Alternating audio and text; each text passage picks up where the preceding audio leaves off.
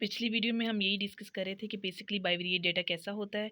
तो हमने कहा कि बाइपोलर होगा, इसका मतलब है कि मूड डिसऑर्डर्स भी होंगे, साथ एज को भी हम मैटर करेंगे। अब यहाँ पे बाइपोलर का मतलब है कि उसको मूड डिसऑर्डर्स भी हैं, उसकी एज अगर लेस देन 18 है पेशेंट्स की तो वो 19 टोटल पेशेंट्स हैं, और जिनकी एज ग्रेटर देन 18 है वो 38 पेशेंट्स हैं। उन दोनों का जो टोटल किया तो हमारे पास क्या आ गया, 57 आ गए। ठीक है।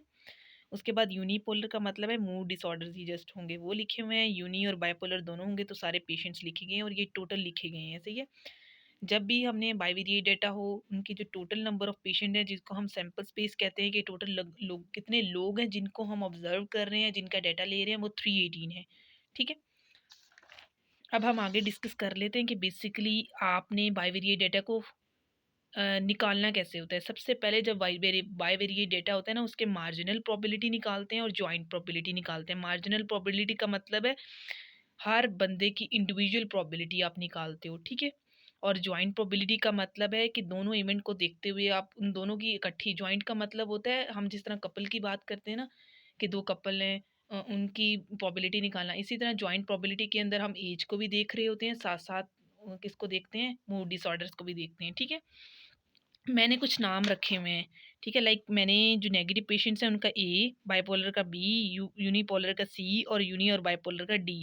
इसी तरह जो लेस देन 18 ईयर्स एज हैं उनके ए, और जो ग्रेटर देन 18 ईयर्स का उनका एल रखा हुआ है। ठीक है। ई रखा हुआ है और एल रखा हुआ है। अब मार्जिनल प्रोबेबिलिटी का मतलब है हर इंडिविजुअल की मैंने अलहदा निकालनी है। और एक और बात याद रखनी है कि जब आप मार्जिनल प्रोबेबिलिटी निकालते हो तो आप हर जो इंडिविजुअल है उसकी टोटल की निकालते हो। ये बॉक्स के अंदर लिखने का फायदा मतलब पता क्या है, इस बॉक्स के अंदर जो 28 लिखा है उसका मतलब है कि जो पेशेंट है वो नेगेटिव है, लाइक उसके मूड डिसऑर्डर्स नहीं आ रहे, और उसकी एज जो है वो लेस देन 18 है। इसके अंदर दोनों इवेंट्स हैं और ये जॉइंट है।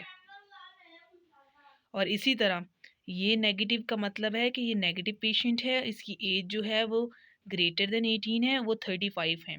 तो ये भी जॉइंट है, मार्जिनल नहीं है। मार्जिनल ये होती हैं। ठीक है। जो कि टोटल होती हैं। अब नेगेटिव की total number of patient marginal में कितने हैं, वो 63। बाइपोलर के कितने हैं, 57। इसी तरह अगर 18 ईयर्स ओल्ड जो लेस देन 18 है पेशेंट, वो टोटल कितने हैं, 141। और जो greater than 18 years old age के लोग हैं वो 177। ठीक है। इस तरह अब फॉर एग्जांपल मैं ए की निकालना चाहती हूँ कि मार्जिनल प्रोबेबिलिटी क्या है। तो ए की मार्जिनल प्रोबेबिलिटी निकालने के लिए हम वही वाला फार्मूला लगाएंगे। तो टोटल नंबर ऑफ हमारे पेशेंट कितने हैं ए के, ये देखिए 63। तो मैंने 63 लिखा, डिवाइडेड बाय सैम्पल स्पेस आप लिखते हो, तो सैम्पल स्पेस में टोटल नंबर ऑफ पेशेंट्स कितने हैं, 318। इस तरह हम मैथ्स में करते हैं ना, नंबर ऑफ ऑब्टेन मार्क्स मैंने कितने किए हैं, वो divided by total number of marks. ठीक है। अगर मेरे 100 नंबर हैं जिसमें से मैंने 98 मार्क्स लिए हैं, तो मैं 98 डिवाइडेड बाय 100 करूँगी तो मेरे पास वो मेरे टोटल नंबर आ जाएंगे। और अगर मैं परसेंटेज में लेके आना चाहती हूँ तो मैं मल्टीप्लाई बाय 100 कर दूंगी। इसी तरह यहाँ पे 63 टोटल नंबर ऑफ पेशेंट्स हैं, divided by total number of patient हमारे पास 318 है, मल्टीप्लाई बाय 100 किया तो मेरे पास प्रोबेबिलिटी ए की आ गई। इसी तरह बी की निकालेंगे, सी की निकालेंगे, डी की निकालेंगे, ई की निकालेंगे और एल की निकालेंगे। ई का मतलब है, ई का नाम मैंने किसको दिया था, जो लेस देन 18 ईयर्स पेशेंट्स होंगे टोटल, उनकी प्रोबेबिलिटी कितनी है। और इसी तरह जो ग्रेटर देन 18 ईयर्स और लोग होंगे उनको मैंने एल का नाम दिया था, और वो 177 है, यहाँ पे देख सकते हैं 177 टोटल पेशेंट्स हैं जिनकी ग्रेटर देन 18 ईयर्स एज है। उसको मैंने डिवाइडेड बाय 318 किया, मल्टीप्लाई बाय 100 किया, तो मेरे पास परसेंटेज आ गई मार्जिनल प्रोबेबिलिटी की। अच्छा, अब बात करते हैं कि जॉइंट प्रोबेबिलिटी आप कैसे निकालते हो बाइवेरिएट डेटा की। ठीक है। तो अगर आप जॉइंट प्रोबेबिलिटी निकालना चाहते हो तो सबसे पहले मैंने कहा था कि ये जो बॉक्सेस हर अलहदा अलहदा लिखी गई ना, ये जो बॉक्सेस बने हुए ये वाले 1 2 3 4 5 6 7 8, ये जॉइंट प्रोबेबिलिटी की है। क्या मतलब था, जो मैंने पहले बताया कि ये नेगेटिव पेशेंट भी है और इसकी एज भी कितनी है, लेस देन 18। तो इसकी जो दोनों क्योंकि इवेंट हैं तो इसलिए जॉइंट लिखेंगे। अब मैं इसकी प्रोबेबिलिटी निकालना चाहती हूँ तो मैं कहूँगी कि इसको दूसरे वर्ड्स में देखा जाए तो कॉमन दोनों में चीज़ें हैं, है ना, क्योंकि एक बॉक्स में लिखने का मतलब ये है कि इन दोनों के अंदर ये सिमिलैरिटीज़ हैं, इस वजह से ये एक बॉक्स में लिखी गई हैं। ठीक है। तो अब मैं इसकी प्रोबेबिलिटी निकालना चाहती हूँ, और ये जो इंटरसेक्शन का साइन होता है ना, ये बेसिकली ये डोनेट करता है कि इन दोनों के अंदर ये चीज़ें कॉमन है।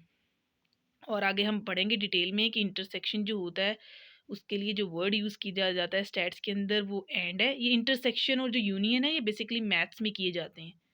और जब स्टैट्स की बात आती है तो इंटरसेक्शन की जगह हम एंड लिखते हैं और वहाँ पे हमेशा रूल मल्टीप्लाई का रूल फॉलो किया जाता है। और इसी तरह जब यूनियन का मतलब होता है कि दोनों को इकट्ठा करके लिख देना, और इंटरसेक्शन का मतलब है कि उन दोनों के अंदर कॉमन कौन सी चीज़ें हैं। फॉर एग्जांपल 1 2 3 4 5 6 टोटल लोग हैं, 6 टोटल लोग हैं, ठीक है।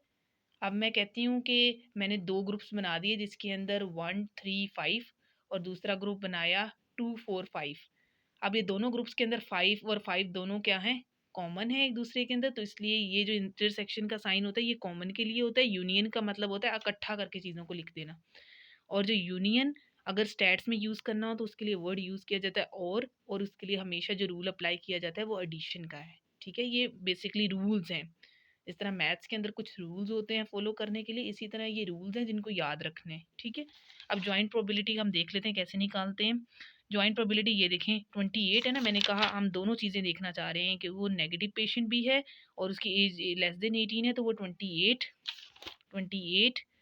डिवाइडेड बाय 318 मल्टीप्लाई बाय 100 करेंगे तो हमारे पास मार्जिनल जॉइंट प्रोबेबिलिटी आ जाएगी। इसी तरह हर ग्रुप की जो जितने भी 8 लोग हैं ना, ये इन सब की हम जॉइंट प्रोबेबिलिटी निकाल लेंगे। ठीक हो गया। अब नेक्स्ट वीडियो में मैं बताती हूँ कि लॉज ऑफ प्रोबेबिलिटी कहाँ पे अप्लाई किए जाते हैं। Thank you so much.